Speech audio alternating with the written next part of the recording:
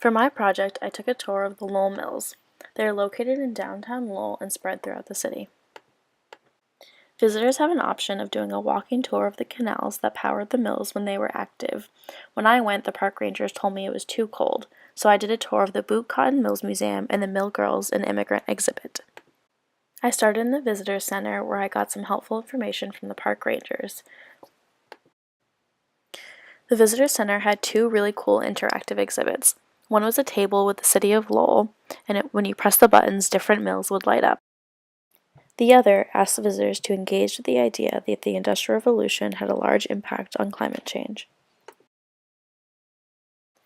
I started my tour at the Boot Cotton Mills Museum, which explores the history and economic impact of the mills.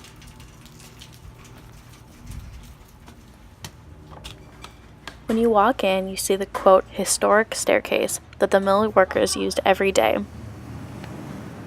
The tour guide took us to the weave room that contains 88 operating rooms. They even gave us earplugs in case the noises got too loud, but told us that the noises allowed for visitors to experience what the factory workers had to endure every day. It was pretty loud in the weave room, but not all of the looms were going at once. You can imagine how loud it would be if they were.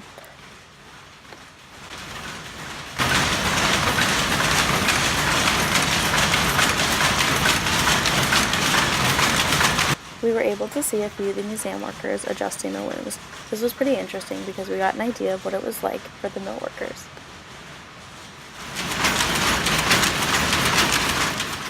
A large part of the museum focused on the industrialization of Lowell. Lowell became the center of the Industrial Revolution in America because of these mills. The museum only had one small exhibit on slavery. Because slavery had such a large impact on the cotton industry, I expected there to be more information on it, and I was a little disappointed. The museum had really great interactive exhibits where visitors could play around with different types of yarn and cloth and different types of machines. We tried it out, but we had trouble with it, and it was interesting to experience a little bit of what mill workers did.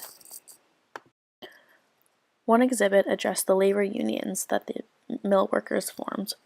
There was a TV with different actors that fought over different debate issues, such as what caused the strikes, who represents the workers, and are corporations good citizens. This exhibit also had a button for captioning control for the hearing impaired. Next, I went to the Mill Girls and Immigrants exhibit. Here I got to see the boarding house where different mill workers lived.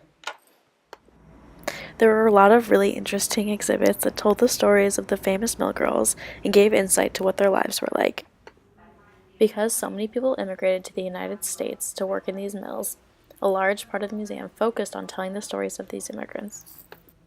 The exhibit also focused on the cultural impact that immigrants had on the city of Lowell.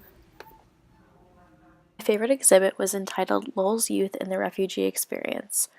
This exhibit features the stories of 5 teenagers who came to Lowell as refugees and established lives there.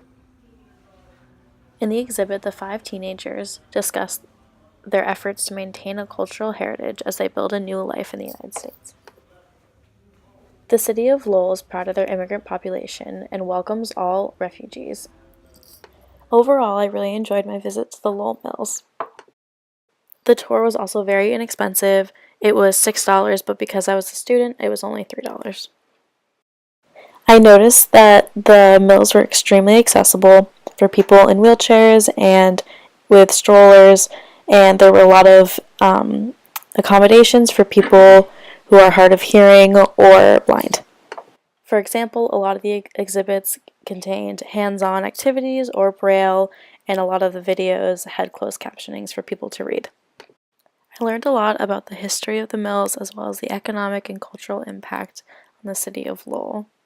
I would recommend that everyone goes to these mills because I learned a lot and it was super interesting.